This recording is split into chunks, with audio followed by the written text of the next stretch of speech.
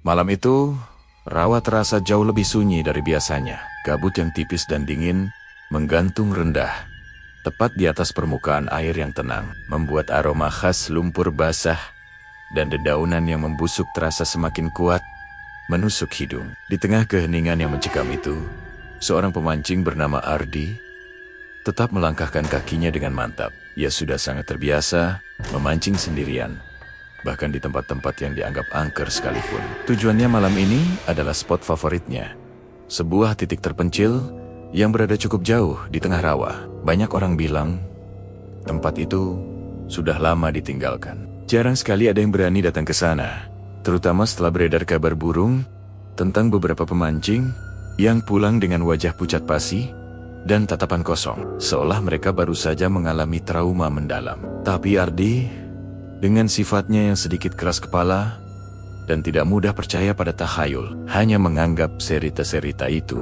sebagai bualan kosong. Baginya, rawa ini adalah surga ikan, bukan tempat hantu berkeliaran. Setibanya di lokasi, Ardi segera menyiapkan peralatannya dengan cekatan. Jam di pergelangan tangannya sudah menunjukkan pukul 11 malam. Umpan terbaiknya telah dilempar jauh ke tengah air, dan kini yang tersisa hanyalah menunggu. Suara jangkrik yang saling bersahutan dari rimbunnya semak belukar menjadi satu-satunya musik latar yang menemaninya. Semuanya terasa normal, sama seperti malam-malam sebelumnya.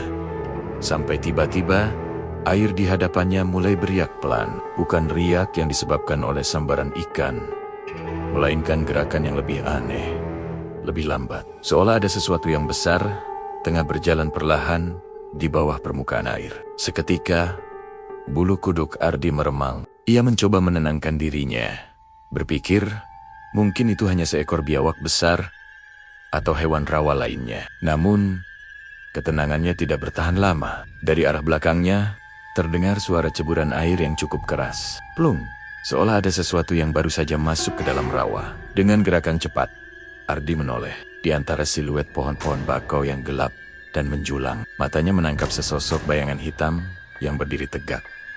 Sosok itu tidak wajar. Tingginya jauh melebihi manusia normal. Tubuhnya tampak kurus dan memanjang seperti ditarik. Dan yang paling mengerikan, matanya terlihat kosong, seperti dua lubang hitam yang menatap lurus ke arahnya. Jantung Ardi mulai berdebar kencang. Cuma perasaan saja, gumamnya dalam hati, sambil menelan ludah dengan susah payah. Mungkin itu hanya bayangan pohon atau ilusi optik akibat kabut. Ia memaksa dirinya untuk kembali fokus pada pancingannya, pada pelampung yang mengambang tenang di atas air. Namun, ketakutan itu sudah terlanjur merayap di dalam hatinya. Tiba-tiba, tali pancingnya menegang dan ditarik dengan sangat keras ke dalam air. Sentakan itu begitu kuat hingga hampir merenggut joran dari genggamannya. Dengan sigap, Ardi menarik jorannya sekuat tenaga, mengira ia mendapatkan ikan monster. Tapi, perlawanan yang ia rasakan sangat aneh. Ini bukan seperti tarikan ikan yang meronta-ronta, melainkan sebuah tarikan yang berat, stabil, dan tanpa henti. Seolah ada sepasang tangan kuat yang menggenggam erat kailnya dari dasar rawa. Ardi berjuang mati-matian. Otot-otot lengannya menegang. Keringat dingin mulai membasahi pelipisnya. Dan di saat itulah, ia mendengarnya. Suara lirih yang berbisik. Begitu dekat. Tepat di samping telinganya. Ardi pulang. Tubuh Ardi membeku seketika. Seluruh kekuatannya seakan lenyap. Ia yakin 100% tidak ada siapapun di sekitarnya. Rawa ini terpencil, dan ia sendirian. Tapi suara itu begitu nyata. Dari mana asalnya? Sebelum ia sempat berpikir, suara itu terdengar lagi. Kali ini lebih jelas, lebih parau, dan penuh dengan keputusasaan. Pulang.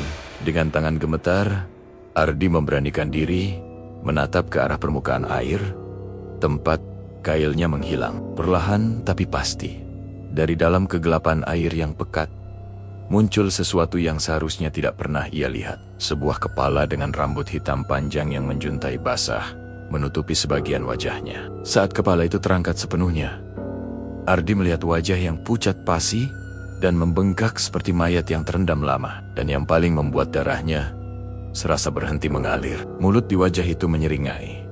Sebuah senyuman yang terlalu lebar dan tidak wajar, memperlihatkan deretan gigi yang menghitam. Jeritan Ardi memecah keheningan malam. Ia melepaskan jorannya begitu saja, membiarkannya terseret ke dalam air. Makhluk mengerikan itu tertawa.